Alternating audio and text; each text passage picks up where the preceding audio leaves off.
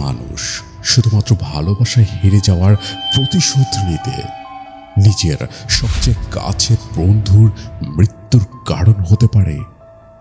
আপনি কি এটা বিশ্বাস করবেন? কিন্তু এখানেই শেষ নয়, কারণ যে ছেলেটা ধীরে ধীরে মৃত্যুর দিকে এগিয়ে যাচ্ছিল, সে মারা যাওয়ার আগেই বারবার বলেছিল একটা কালো কাপড় পরা লোক তাকে অনুসরণ করছে। প্রথমে সবাই ভেবেছিল মানসিক সমস্যা, তারপর শুরু হয় মাঝরাতে ফিসফিস শব্দ, বুকের উপর অদৃশ্য চাপ, রক্তবমি আর মৃত্যু ভয়। আর সবচেয়ে ভয়ঙ্কর বিষয়টা কি জানেন?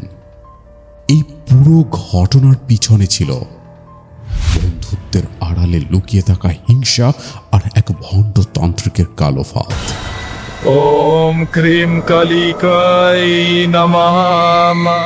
আজ আমি আপনাদের শোনাতে যাচ্ছি এমন এক সত্য ঘটনা, যেখানে কালো জাদুর থেকেও ভয়ঙ্কর ছিল মানুষের লোভ। ওয়েলকাম ব্যাক ডিয়ার লিসনার্স, রহস্যবৃত্তের আরও একটি নতুন পর্বে স্বাগতম জানিয়ে সাথে আছি আমি বিপ্লব। আজকের ঘটনাটি আমাদের কাছে পাঠিয়েছে প্রখ্যাত লেখক প্রিয়রঞ্জন ভট্টাচার্য, যিনি এর আগেও আমাদের চ্যানেলে বহু বাস্তব ও শিহরণ জাগানো ঘটনা শেয়ার করেছেন। আজকের ঘটনায় রয়েছে বন্ধুত্ব, প্রেম, হিংসা, রহস্যময় তান্ত্রিক আর এমন কিছু ভয়ঙ্কর অভিজ্ঞতা যেগুলো শুনলে হয়তো আপনিও কয়েক মুহূর্তের জন্য স্তব্ধ হয়ে যাবেন।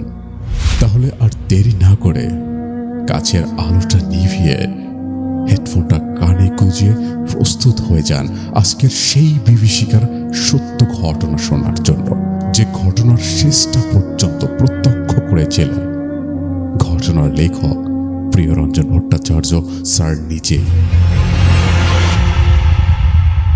প্রিয়রঞ্জন স্যার যেভাবে লিখে পাঠিয়েছেন আমি সেভাবেই পড়ে শোনানোর চেষ্টা করছি। বলছেন লেখক নিজেই, আজ আমি আপনাদেরকে এমন একটি ঘটনার কথা লিখে পাঠালাম যে ঘটনাটি শুনলে হয়তো আপনিও বিশ্বাস করতে পারবেন না। একজন বন্ধু শুধুমাত্র হিংসা আর প্রেমে অন্ধ হয়ে নিজের বন্ধুর এমন সর্বনাশ করতে পারে। কিন্তু হ্যাঁ, ঘটনাটি সত্যি। অবশ্য তার জন্য পরিণতিটাও মোটেও সুখকর ছিল না।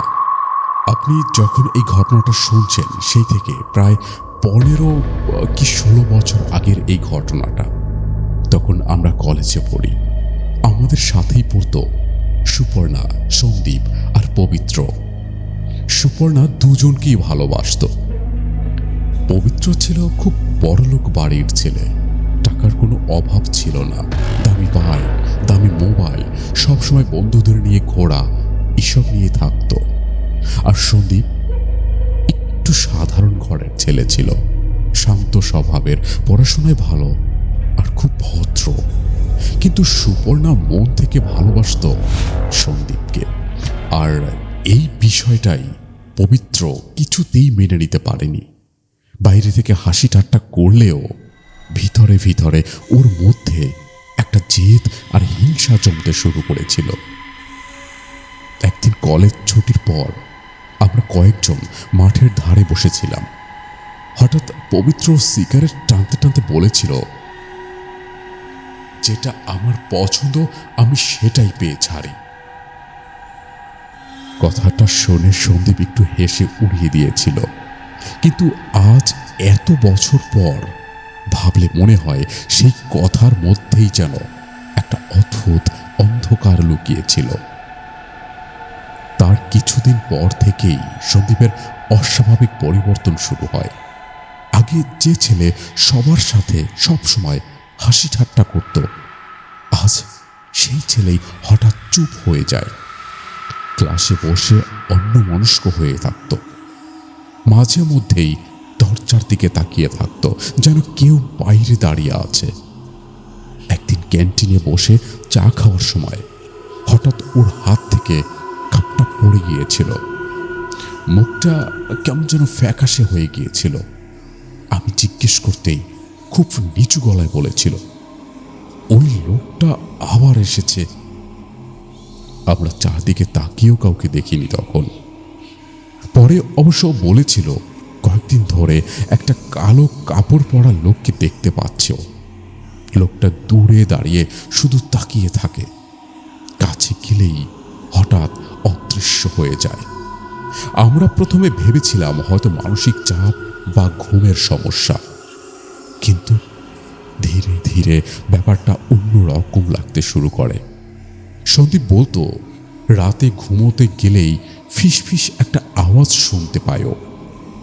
কখনো মনে হতো কেউ জানালার বাইরে দাঁড়িয়ে আছে, কখনো আবার ঘরের মধ্যেই ধূপের গন্ধে ভরে যায়। তারপর হঠাৎ পচা কিছুর গন্ধ আসে। সবচেয়ে ভয়ের কথা ছিল ও প্রায় বলতো কেউ যেন ওর বুকের উপর বসে থাকে, এবং এতটাই চাপ অনুভব হয় যে ওর শ্বাস নিতে কষ্ট হয়। চোখ খুলতে পারতো না, কিন্তু অনুভব করতে পারে ঘরে কেউ আছে। এরপর খুব দ্রুত ওর শরীর খারাপ হতে থাকে। কয়েক সপ্তাহের মধ্যেই একেবারে শুকিয়ে যায় সন্দীপ। খাওয়া দাওয়া বন্ধ হয়ে যায় একেবারে। চোখের নিচে গভীর কালি দাগ পড়ে যায়। মুখ সবসময় ফ্যাকাশে হয়ে থাকতো। ওর বাড়ির লোক ডাক্তার দেখিয়েছিল, অনেক ডাক্তারি পরীক্ষা নিরীক্ষা করা হয়েছিল ওর, কিন্তু কিছুতেই কিছু ধরা পড়েনি। ডাক্তার বলেছিল হয়তো তীব্র মানসিক অবসাদ। কিন্তু সন্দীপের মা কাঁদতে কাঁদতে বলতেন আমার ছেলেটার উপর কিছু করা হয়েছে। আমরা তখন এসব কুসংস্কার ভেবেই উড়িয়ে দিতাম, কিন্তু পরে যা জানতে পেরেছিলাম তারপর আর কিছুই সহজভাবে নিতে পারিনি। পরে জানা যায় এই সময়ে পবিত্র এক তান্ত্রিকের কাছে যাতায়াত শুরু করেছিল। লোকটার চেম্বার ছিল বাজারের পিছনে একটা পুরনো বাড়িতে। জায়গাটা এমনিতেই খুব নির্জন ছিল। সন্ধ্যার পর লোকজন তেমন একটা যেত না ওখানে। একবার কৌতূহলবশত আমি আর আমার এক বন্ধু দূর থেকে জায়গাটা দেখেছিলাম। বাড়িটার সামনে লাল কাপড় বাঁধা ছিল, ভেতর থেকে কেমন একটা ধূপের গন্ধ আসছিল, আর একটা অদ্ভুত মন্ত্র পড়ার আওয়াজ ভেসে আসছিল।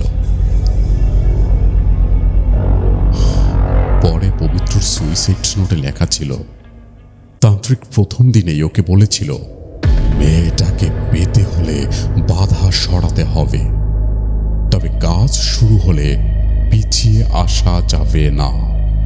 তারপর একটা ছোট্ট কাচের শিশিতে কালচে রঙের শিকড়ের রসের মতো কিছু দেয়, বলে সেটা কোনোভাবে সন্দীপকে খাওয়াবে। পবিত্র লিখেছিলেন একদিন কলেজ ক্যান্টিনে ঠান্ডা পানীয়র মধ্যে সেই জিনিসটা মিশিয়ে দেয় পবিত্র। সন্দীপ কিচ্ছু বুঝতে পারেনি, সব বদলাতে শুরু করে। সবচেয়ে অদ্ভুত ব্যাপার ছিল সন্দীপ যেন ধীরে ধীরে ভয়ের ভিতর ডুবে যাচ্ছিল। একদিন কলেজের বাথরুমে ওকে একা দাঁড়িয়ে কাঁদতে দেখেছিলাম। আমি অবশ্য জিজ্ঞেস করতেই বলেছিল ও আমি ঘুমাতে ভয় পাই রে, চোখ বন্ধ করলেই ওই যে সেই লোকটাকে দেখি। ওর চোখের চাহনি ভুলতে পারেনি আজও। মনে হচ্ছিল সত্যি যেন মৃত্যু ভয় ওকে ধীরে ধীরে খেয়ে ফেলছে।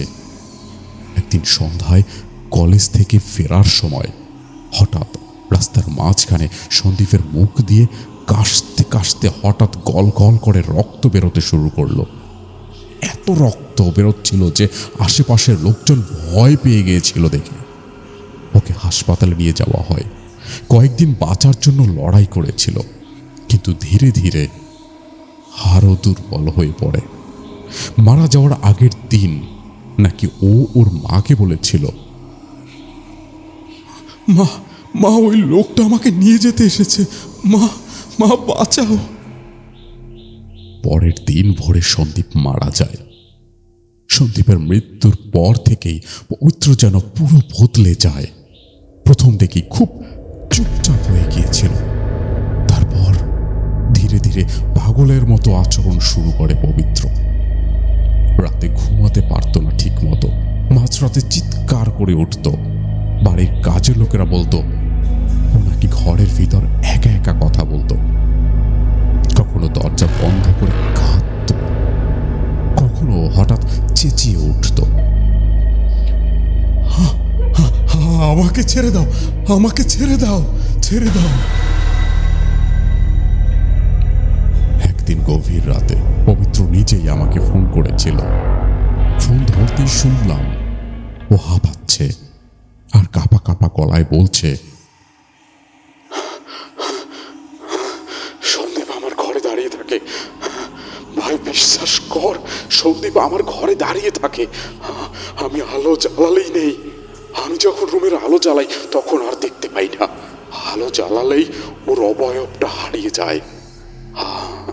আবার আবার অন্ধকার হলেই ওকে আমি দেখতে পাই।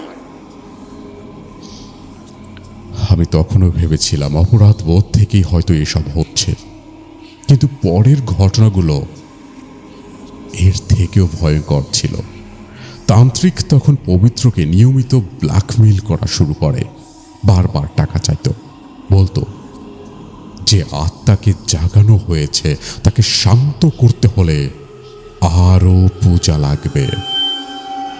কখনো বলতো শ্মশানে রাত কাটাতে হবে, বা কখনো বলতো আরো যজ্ঞ না করলে পবিত্র পাগল হয়ে যাবে।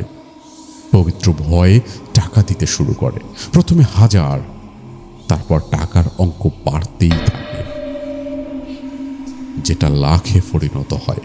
কিন্তু তাতেও শেষ হয়নি, বরং তান্ত্রিকের ভয় দেখানো আরো বাড়তে থাকে। একটা পর্যায়ে পবিত্র সুইসাইড নোটে লেখা ছিল, একদিন তান্ত্রিক সরাসরি বলেছিল টাকা বন্ধ করলে যেভাবে সন্দীপ শেষ হয়েছে তোর অবস্থাও এর চেয়েও খারাপ হবে। এরপর থেকেই পবিত্র সত্যি ভেঙে পড়তে শুরু করে, কলেজে আসা বন্ধ করে দেয়, চেহারা শুকিয়ে যায়, চোখ লাল হয়ে থাকতো, মনে হতো যেন কেউ ওকে সারাক্ষণ তাড়া করছে। একদিন ওর বাড়ির ড্রাইভার বলেছিল গভীর রাতে পবিত্র নাকি বাড়ির ছাদে দাঁড়িয়ে কারো সাথে কথা বলছিল, অথচ সেখানে আর কেউ ছিল না। শেষের দিকে ও এতটাই আতঙ্কিত হয়ে পড়েছিল যে আয়নার সামনে দাঁড়াতেও ভয় পেত, কারণ ওর বিশ্বাস ছিল আয়নায় মাঝে মাঝে সন্দীপকে দেখা যায়।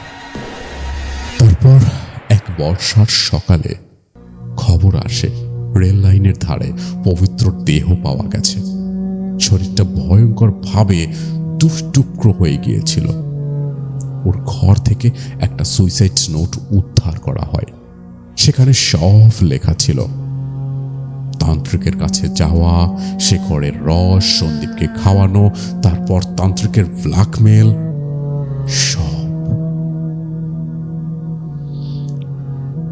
সবশেষে একটা লাইন লেখা ছিল, আমি বুঝেছি কালো জাদুর থেকেও ভয়ঙ্কর মানুষের লোভ।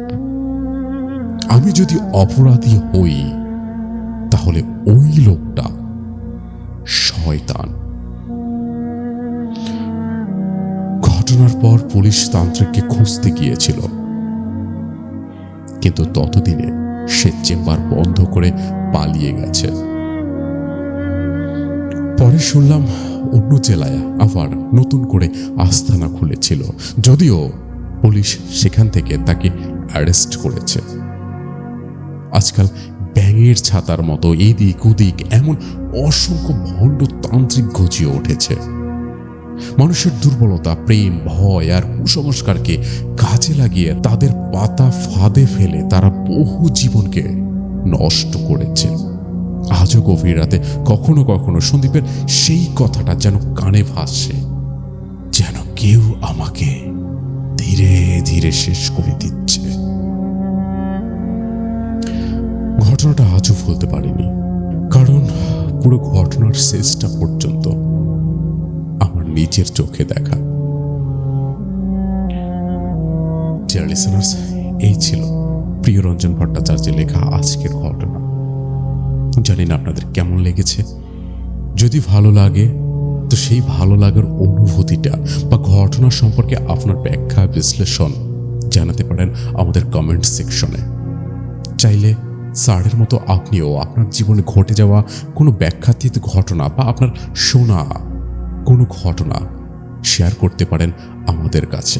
আমাদের কাছে শেয়ার করার উপায় আপনি লিখে পাঠাতে পারেন আমাদের মেইল অ্যাড্রেসে, অথবা রহস্যবৃত্তের ফেসবুক পেজের ইনবক্সে গিয়েও লিখে নিতে পারেন, কিংবা হোয়াটসঅ্যাপে অডিও কলের মাধ্যমে বা রেকর্ড করে বা লিখে পাঠাতে পারেন। আমাদের সমস্ত লিঙ্ক ডেসক্রিপশন সেকশনে দেওয়া আছে, সেখান থেকে আমাদের খুঁজে পাওয়া খুবই সহজ। আর আমাদের এই আয়োজন যদি ভালো লাগে, অনুরোধ করব সাবস্ক্রাইব করে আমাদের পরিবারে যুক্ত হওয়ার, কারণ আমাদের স্বপ্ন আপনাদের সবাইকে নিয়ে একটা বড় পরিবার গড়ে তোলার। এটা নিছকই আমার স্বপ্ন। সাবস্ক্রাইব করা বা না করা সম্পূর্ণ আপনার ব্যক্তিগত ব্যাপার, তবে অনুরোধটুকু রেখেই গেলাম। আবারও পরবর্তী ঘটনা নিয়ে আপনাদের সামনে আসবো। সেই পর্যন্ত সুস্থ থাকবেন, ভালো থাকবেন, মোস্ট ইম্পর্ট্যান্টলি রহস্যবৃত্তের সাথে থাকবেন। আপনারা জেনে থাকবেন রহস্যবৃত্তে প্রতি শুক্রবার এবং রবিবার নিয়মিত রাত 10টায় এরকম নতুন ঘটনা নিয়ে আপনাদের সামনে চলে আসি। তো সেই ঘটনা শোনার আমন্ত্রণ জানিয়ে আজকে এখানেই বিদায় নিচ্ছি। ধন্যবাদ।